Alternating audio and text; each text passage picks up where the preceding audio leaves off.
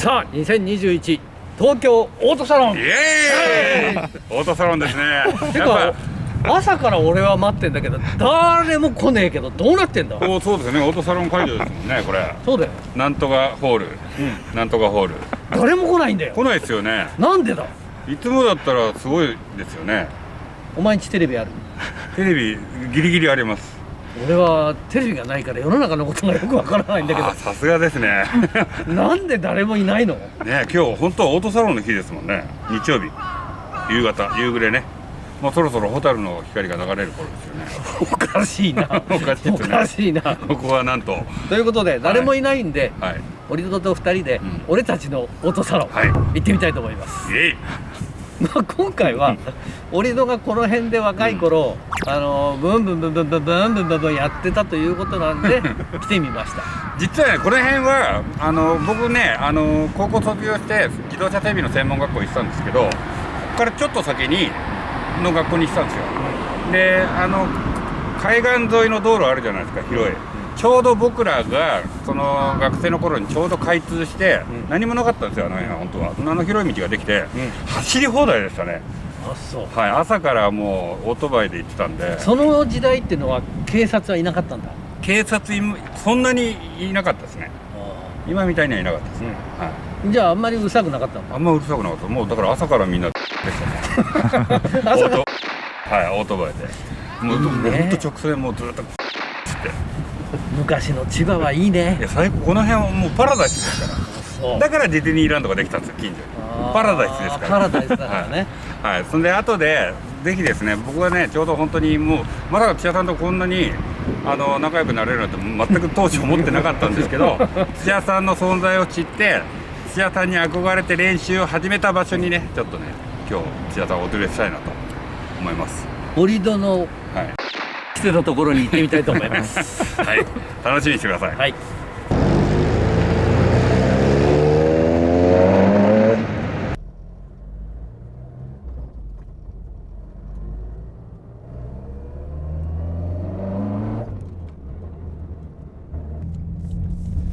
本当はね今日ここでねオートサロンでしたからね。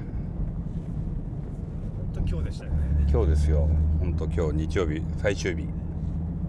人は誰もいません。当たり前ですけど。こっちの幕張に移ってから何年だろうな。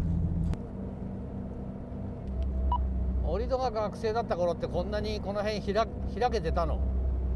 いやこの辺はもう何にもなかったですよ。本当に畑というか、埋め立て地なんで、この辺ってもう本当にちょっと前は海でしたね。海。じゃあ走り放題かい。ちょうど道路ができたばっかの頃はもう本当どこでもみんな走ってましたね、86で。いやーあれですね、本来は今日オートサロンこの辺もすんごい人だったんですけど誰もいないですね、本当に。本当だったら今日東京オートサロンやってんだよね。こんな時代が来るとはね、誰も思ってなかったよね。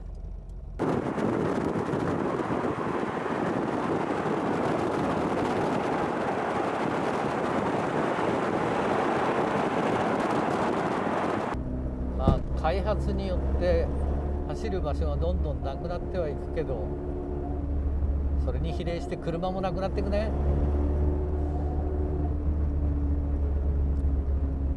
俺たちが子供の頃って車がいっぱいあったもんね。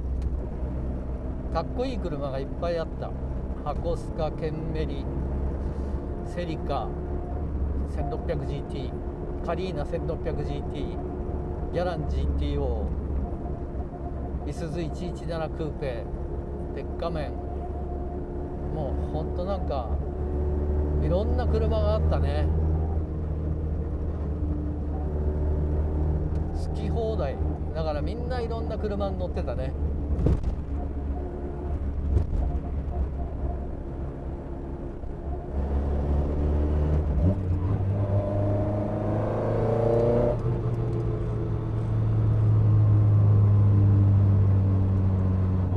それれにしても折戸のスープラ今半端じゃないね。化け物スープラとこのノーマルチックのスープラとね、どっちもいいよね。まあ俺も人のこと言えないよね。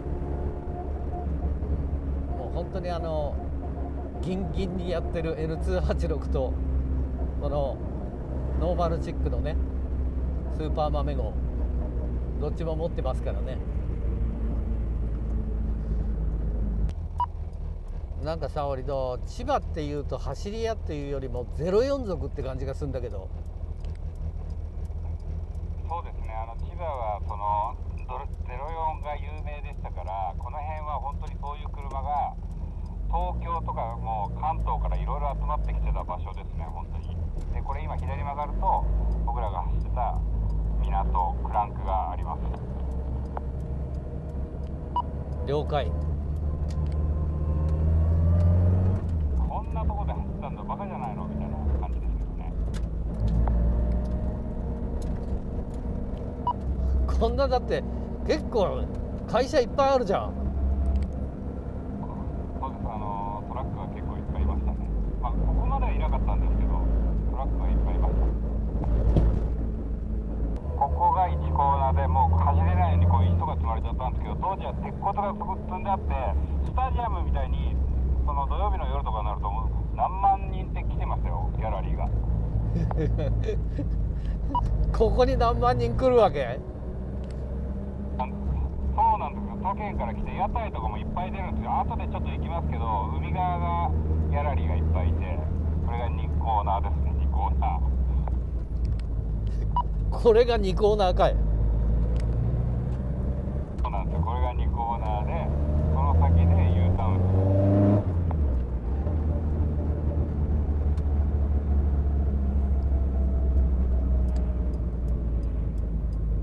そこのトラックだけ出入りしてて、こんなにここはねそんなにトラック走ってなかったんです、それほどは。これいなかったの？ここまでいなかった。で最初あっちの黒猫大和のこの奥の方の周りを、二輪の走り屋が最初走った場所なんですね。バリバリ伝説のやつらだ。そうです。ちょうど僕らの頃はレーサーレプリカ全盛の頃だったんで、もう石投げれば走り屋に当たるってぐらいバイクが走ってたんで、でそっちが通行止めになって、ちょうどその子たちが18歳になって車の免許を取りました。まあ僕らと同い年だから、ちょうどそのタイミングで記者さんが結構雑誌とかカーボーイとかその辺に出始めて、ドリフトっていう言葉が世の中に出てきたんですよ。ちょうどそのタイミングと僕らの1984年。もっと全然後ですね。全然後です。はい。88年とか9年です。ドリフトっていう言葉は1984年、カーボーイの池田光夫さんが初めてつけた。でそれまではドリフトっていう言葉がないないですよね。テールスライドとかカウンターステアとかですね。逆半、逆半ですだから俺らの先輩たちはそういうふうに呼んでたよ。はいはい。そしたらやっぱりそのカーボーイの元編集長の池田さんがこれはドリフトだ。だからそこからだね、ドリフトが始まった。84年ですか。84年とかだと僕らは多分知らなくて、で要は一番最初にドリフト大会って呼ばれるものが、多分カーボーイから始まったんですよね。あれが1989年なんですよ。でそこに、多分第1回戦は、サンプル的にこう試しにやってみようみたいな感じだったじゃないですか。そこに出てたのがここに走ったメンバー。あ、そう。そう。多分スポーツランド山梨でやったと思うんですけど、そこでやって来てた選手というかドリフトのやつらはこのやつらだったんですよ。そうなんです。懐かしいわ、カーボーイのドリコンは。あそこからドリフトのこう文化が始まったね。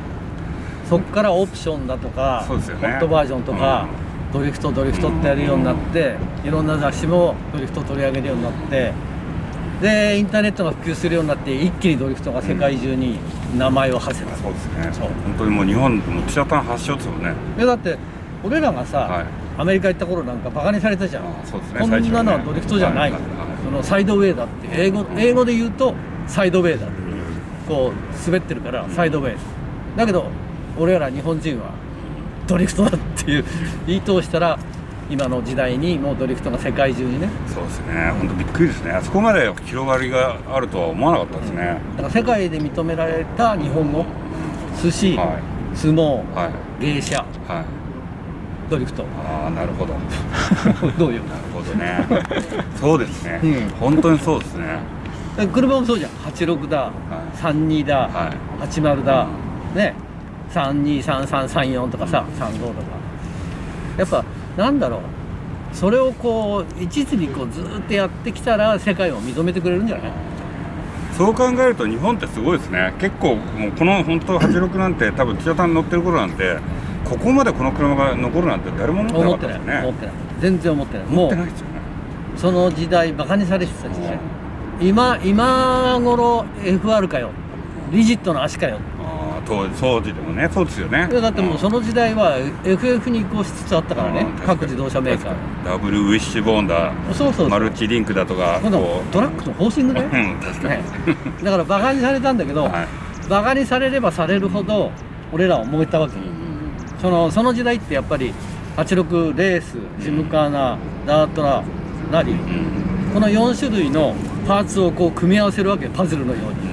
はいはい、わかります、はい。そうするとこうどんくさい86がスーパー豆になるわけ。ああ、今すごいですもんね、本当に。いやだって本当にその時代シビックタイプ R が敵だったり、そうですね、インテ R が敵だったり、S2000 が敵だったりっていう、それに合わせてその86のショップ、専門ショップがさ、4AG、5AG、7A みたいなさ、エンジンを作り上げてきたわけじゃん。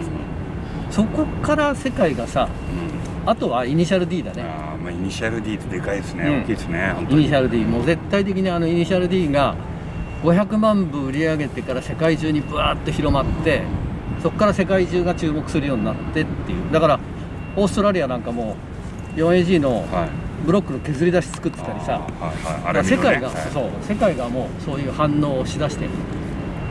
で俺はずっとここでじゃあ練習してたの。そうです。基本的に夜中の2時ぐらいに来るんですよ、僕は。仕事終わって、友達が東京からうちに来て、ご飯を食べて一回寝るんですよ。で2時ぐらいから、友達がまた3時ぐらいにここに来るんで、まあ、仲間がいて、で平日はそんなにいないんですけど、土曜日の夜は本当すごい。もうこの辺とかあっちの方まで車止めて、この辺屋台だらけなんですよ。マジ？ラーメン屋とか、あ、そうそうお好み焼き屋とか。あ、そうで本当にここが鉄骨組んであって、ギャラリーコーナーみたいになってる、ずっと半端なかったです。それは千葉県が作ったの、市役所の。いや違う、工事のこう本当にこうエッジコでっかいエッジコがガンガンガン積んであって、それが本当にスタジアムみたいになってて、だから15分ぐらい止めないと歩いてこれない。ギャラリーそんな有名な場所なんだ。すごかったです。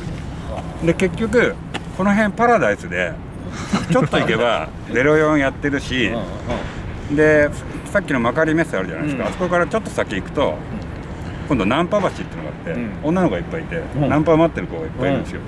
この辺は半端なかったですよ。この千葉はいいとこだね。いやすっごいいいとこでした。それいいな、長野県にはないわね。ナンパ橋なんてない。だから女の子が軽自動車で、女の子2人組で大体、軽自動車こう止まってるんですね、ハザードつけて、その横に1台1台こう男がつけて遊び行かないみたいな感じで、で着替えると男の方に乗って、まあどっか行くみたいな。いいな、千葉。千葉いい。で朝その女の子の車のとこにまた帰ってくるみたいな、そういう遊びをしてましたね。千葉パラダイス。長野県でそんなことやってもさ、窓を開けて待ってても猿とかイノシシとかシカシカってもいいな、千葉。いやすごかったですよ、この辺。ここは僕ん家から車で15分ぐらいで来れるんですけど、毎日集まって、もう高校生の頃からオートバイで走ったんで、この辺は、で土曜日の夜はここをベースに、筑波山行ったり、千葉の南の方の峠に行ったり、箱根に行ったりって遠征するね。遠征するんですよ、はあ、いろんなとこ行ってんだな、じゃあなあ。いや懐かしいで、もう遠征行きます。ここは平日練習する場所で、ギャラリーがいるとすごく車が多くて全然走れないので、そうすると本当の走る場所行って、ここはドリフトの練習して、峠行ったらタイヤを S タイヤに変えてグリップで競争するんで。おそう、やるね、そういうことは86でやってました。それやるね。で一番最初僕はこう来て、で本当に当時土屋さんがこう僕らの中でヒーローになって、ここ来てる子はみんな土屋さんのファンでしたからね。8割86でしたからそう、その他に WX とか Z とか、たまに130の Z とかいましたけど、8割86、あとカリーナとか、4AG ばっかっすよね本当に。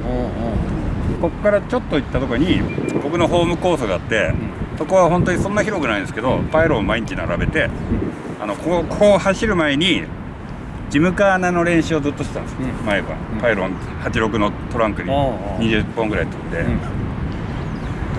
そうなんですよね。だからこの辺は僕にとっては本当に聖地ですね。なるほどね。こんなとこ走ったんですよ本当に。スピード全然速くないですけど。あ、そうだよな、コーナー2つで練習したんだ。それこそみんなやってたのは当時シフトロックってやつですね。シフトロック、もうだからスピード全然遅いんですよ本当。うんこタイヤ入ってたんで、で僕だけジムカーナやってたから、たまに S タイヤとかでサイドとこう入ってたら、もうそれで結構有名になったんですよ。スピードが全然違うじゃないですか。速いな。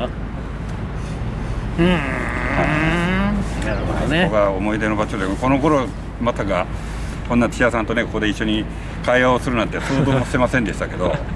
まさかね、そうですね、若き日の折戸がこんなとこで走ってたとは俺も初めて知ったわ。だってとにかくレーサーになるためにレーサーに憧れて、よしそうだドリフトだと思って、土屋さんがこうドリフトをこう入らせてくれたんで、もしかしたらドリフトでこうなんか活躍すればレーサーになれるかもしれないみたいな、本当そういうノリで毎日練習してましたから。まあでもその時代はさ、夢があったよな。ありましたね、俺が峠上がりでレーシングドライバーになれたっていう道筋ができた。本当そうですね。だから土屋さんのことを知ってからは、あ、こんな人でもレーサーになれるんだって。うせえ